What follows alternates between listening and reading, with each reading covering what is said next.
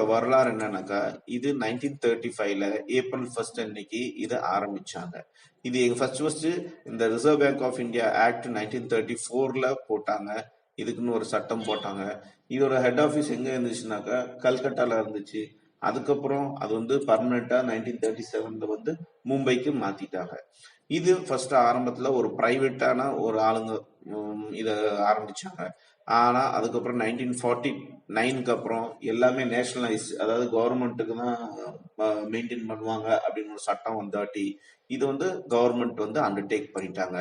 இப்ப பாத்தீங்கன்னாக்கா இதோட வேலையை, இந்த சென்ட்ரல் பேங்கோட வேலையை என்னன்னாக்கா சென்ட்ரல் போர்டுக்கு அட்வைஸ் பண்றது, அப்புறம் மற்ற பேங்க்ஸ் எல்லாமே ஒழுங்கா அவங்க எந்த ஒரு ஃப்ராடன்ட் இல்லாம வேலை செய்யறாங்களா, இந்த கோஆபரேட்டிவ் பேங்க்ஸ் எல்லா பேங்க்ஸும் பாத்தீங்கன்னா ஒழுங்கா வேலை செய்யறாங்களா அப்படின்னு டைம் டு டைம் இந்த சென்ட்ரல் போர்டு இவங்களுக்கு அப்டேட் பண்ணிட்டே இருக்கும்.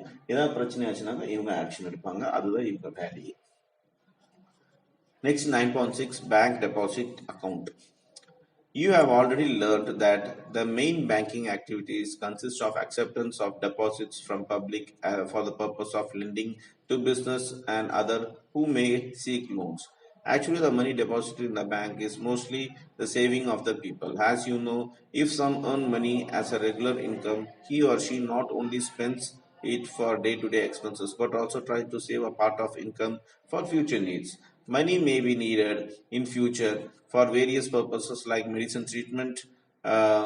treatment in case of illness in the family, expenses on account of marriage, or for higher studies of children, or to celebrate the religious festivals, etc. The money saved to meet future needs may be kept at home, but will it be safe at home? It may be stolen. Moreover, the money saved will remain idle in the home without any return.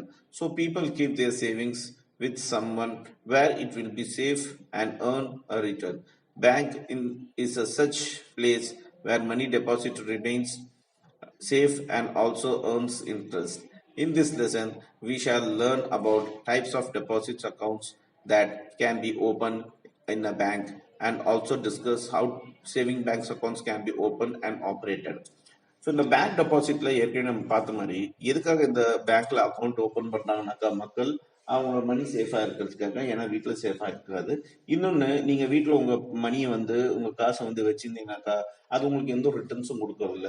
அதே இந்த பேங்க்ல நீங்க deposit பண்ணும்போது அது bank உங்களுக்கு ஒரு சில வட்டி கொடுக்குது. அதுவும் பேங்க், அதாவது மணி சம்பாதிச்சு கொடுக்குற மாதிரி ஒரு விஷயமா இருக்கனால எல்லாரும் பேங்க்ல டெபாசிட் பண்றாங்க. இப்ப இந்த மணி எதுக்காக மக்கள் சேவ் பண்றாங்கன்னாக்கா அவங்க ஃபியூச்சருக்காக சேவ் பண்றாங்க. ஒன்னு எஜுகேஷன்